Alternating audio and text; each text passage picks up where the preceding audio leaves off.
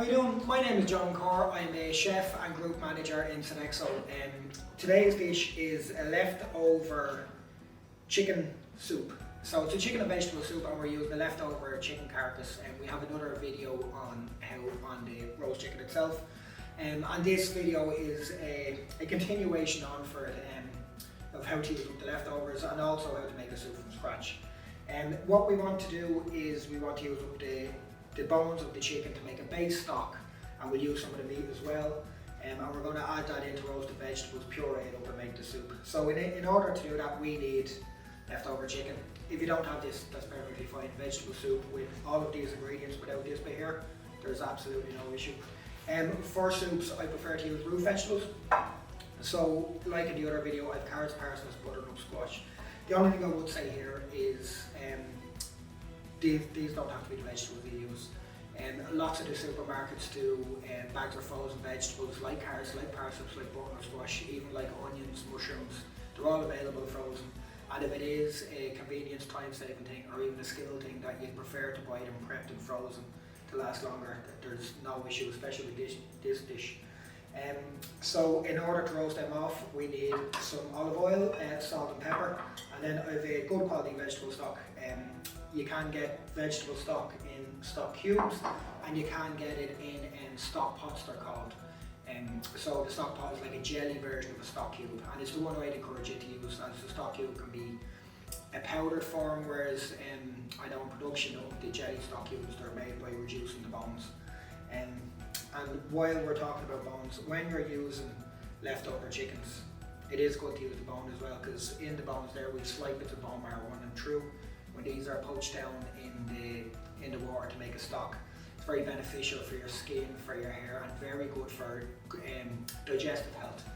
And there's an old Jewish thing where a chicken and matzo ball soup will be called Jewish penicillin, and there's a lot of science behind that as well. The stewed bones were used to make a broth, and they have a lot of medicinal purposes, and this is going back hundreds of years.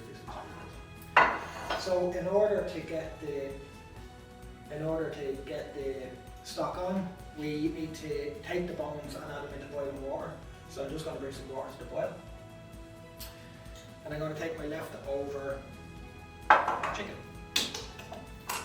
So I'm going to separate the meat from the bones, and I'm going to use my bowl here to catch the chicken meat. So what I do is I feel through the meat, make sure that there's no bones left in it, and then put the meat in a bowl and the bones on the board. The bone to be careful about is in the chicken drumsticks, there's a very small bone there, and that's the one that can catch people out. If there is going to be a bone left in, it's more likely going to be that, the pin bone, because it's very small. So if you try and catch that when you're feeling through the chicken, then you know that it's out of the way. And for the chicken breast, you just pull the meat off the bone. And on the chicken wing, it's a bit of work, but if you pull the bones out, the chicken wing meat is a very nice part of your own. And there can be ends of the chicken wing, little bits of cartilage that you need to check for as well. And the wishbone is also another thing that needs to be checked for. And on this, it's gone already, but it is important to check. So you can see there that out of that messy pile of leftover chicken, there's meat and there's bones. So the bones go into the water.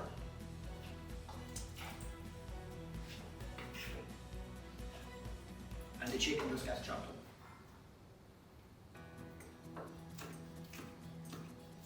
What I would say when you're chopping veg, chicken, anything, leave your hands away and put your thumb behind your fingers like that, and then just claw down. And you should always rotate the knife on the axis of the knife, because that way you're not in danger of flailing the knife around the board. If you do have to take your hand off the board, what we do is we put our hand there and we run it through like that as well. So that way, no matter what, you're in control of your two hands. I'm not chopping aggressively and I'm not chopping very fast. And then that chicken goes back into the bowl.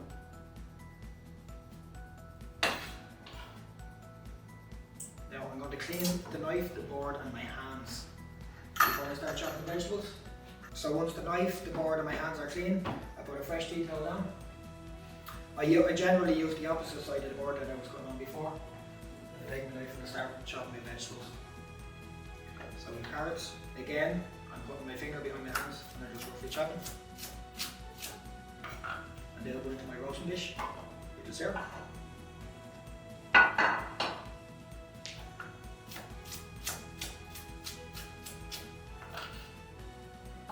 You don't have to roast the veg. They can go straight into the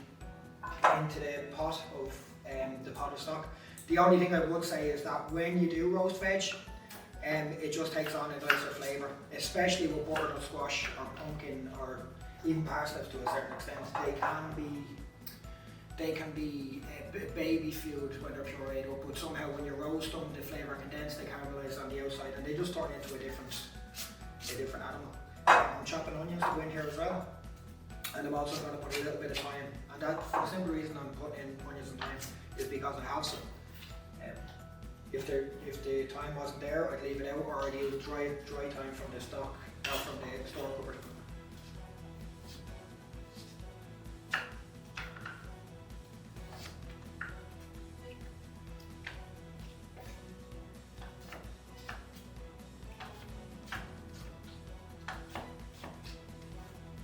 That's the vegetables chopped. And I'm going to drizzle them with some olive oil. Some salt, some pepper. I'm going to put a few sprigs of thyme on. For sprigs of thyme, if you're putting fresh in, you just take, or if you're putting dried in, you take just a pinch and then put it on. But with this, you grab it by the stalk and just run your hand down, and then you're left with the little sprigs. Now you give them a toss, and then they go into the oven.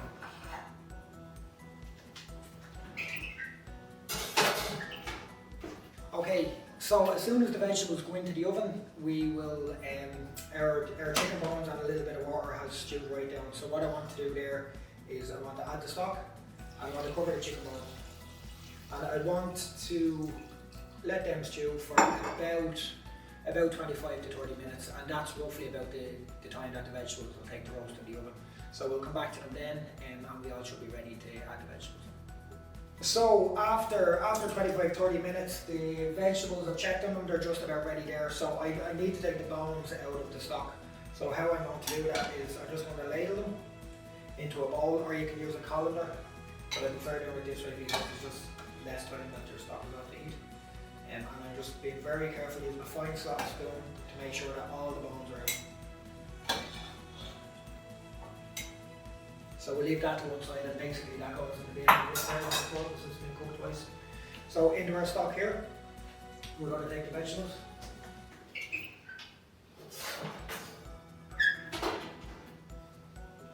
And I'm going to take them straight from the oven. Take our slot spoon. And rather than just throw them all in together, I'm going to put the vegetables down as low as we can. They've reduced their own little bit of cooking liquor.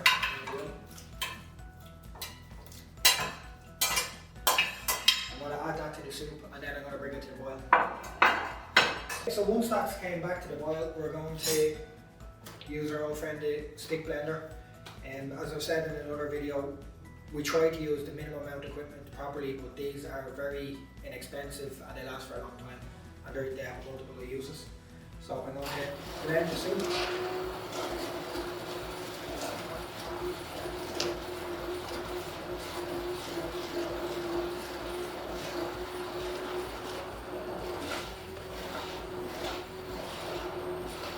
And when the soup does take it up, it'll take it up maybe a little bit too thick because the root vegetables we use, butternut squash is starchy, and carrots aren't too bad, but parsnips are starchy as well.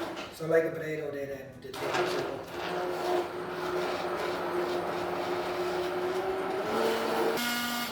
And then into that goes the sour cream.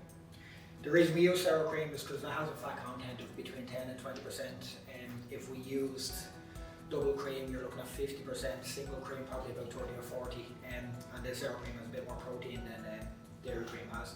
So you can put in more of it, have less calories, but then you get the protein from the dairy and the calcium from the dairy that you don't get with a smaller level of fresh cream. So 2 tablespoons should be fine. and you can see the colour change will go from a dark roasted colour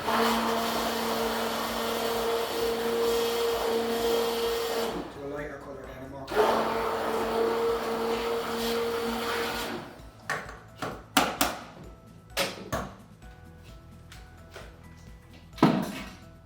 So into that goes our cooked chicken, and we're ready to serve.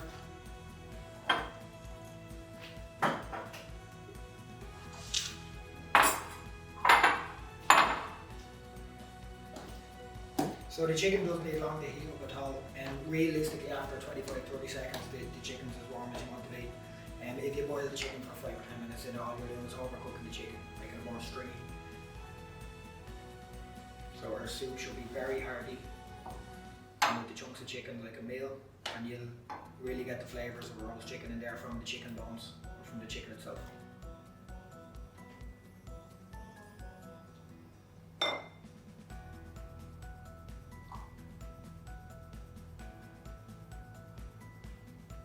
If you wanted it, just a little touch more sour cream before.